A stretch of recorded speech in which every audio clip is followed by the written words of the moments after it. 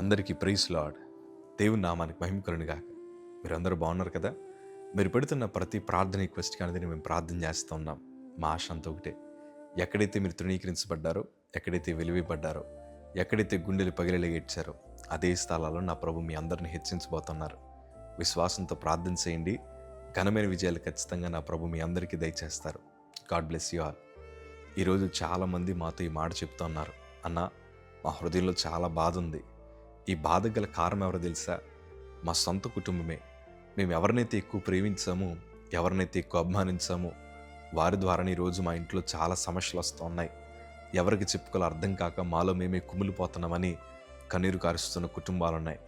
సొంత భర్త ద్వారా, సొంత భార్య ద్వారా, సొంత పిల్లల ద్వారా, సొంత రక్త సంబంధుల ద్వారా ఎన్నో రకాల శోధనలు వస్తూ ఉన్నాయి.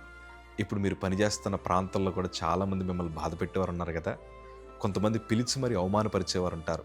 కానీ కంగారు పడకండి, అన్ని రోజులు ఒకలా ఉండవు.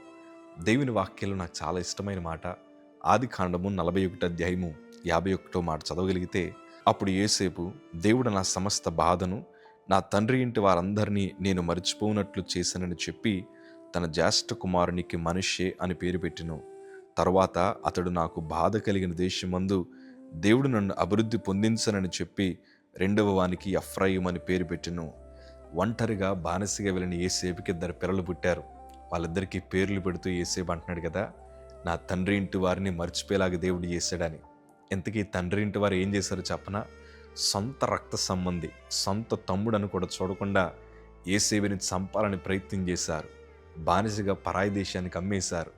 బహుశా యోసేపు ఎట్లా అనుకుని ఉండొచ్చు, నా అన్నలు నన్ను వెతకడానికి వస్తారేమో అని యోసేపు అనుకుని ఉండొచ్చు. కానీ కనీసం అన్నలకు కూడా ఇలా ఆలోచన రావాలి కదా, అయ్యో కోపంలో తమ్ముడిని మనం అమ్మేశాం, పదవాడిని వెతుకుదాం, అనవసరంగా ఇలాంటి తప్పిది ఎలా చేశాం అని అన్నలు కూడా కనీసం పశ్చాత్తాపడి యోసేపుని వెతకాలి. కానీ ఎవ్వరూ యోసేపుని పట్టించుకోలేదు. ఒంటరిగా యవన ప్రాయం నుండి బ్రతకడం ప్రారంభించాడు. ఎంత బాధ! సొంత వారే మన హృదయాన్ని గాయపరిస్తే మనం త్వరగా మర్చిపోలేము. ఎవరన్నా మన హృదయాన్ని గాయపరిచే మాట అంటేనే అది ఎన్నో సంవత్సరాలు గుర్తుండిపోద్ది. అంత బాధను హృదయంలో పెట్టుకుని యేసేపు బ్రతుకుతూ వచ్చాడు. తర్వాత కొడుకు పుట్టాక నా బాధను మర్చిపోయేలాగా దేవుడు చేశాడని తన కొడుక్కి మనష్షే అని పేరు పెట్టాడు. ఇంకొకరికి ఎఫ్రాయిము అని పేరు పెట్టాడు.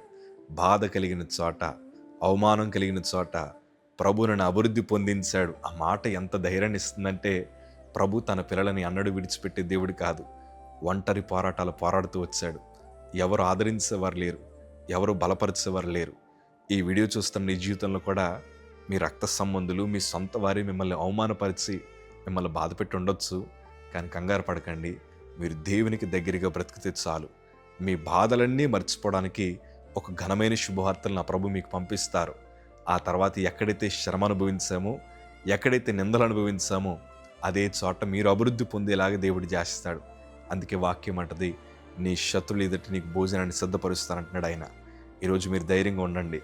మనకు కలిగిన బాధను బట్టి నేను చచ్చిపోతే బాగుండు, నేను ఎక్కడికన్నా పారిపోతాను, నేను విషం తాగి చచ్చిపోతాను, ఇలాంటి ఆలోచనలు ఏం పెట్టుకోకుండా ప్రభు వైపు చూడండి, మిమ్మల్ని బలపరుస్తాడు.